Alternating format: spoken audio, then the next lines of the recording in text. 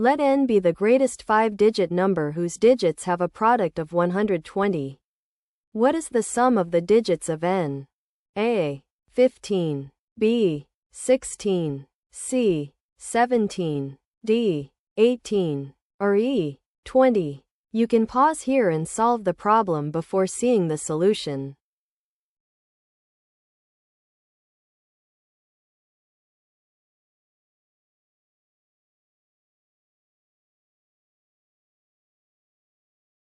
To make a 5-digit number as large as possible, we want the leftmost digit to be as large as we can make it, then the next digit, and so on. Every digit must be from 1 to 9, and all 5 digits must multiply to 120.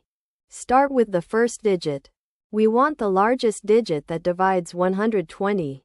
9 does not divide 120, but 8 does. So the first digit is 8.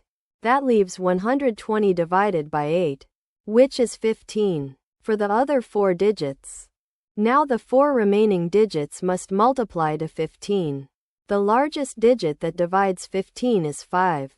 So the second digit is 5, leaving 15 divided by 5, which is 3, for the last 3 digits.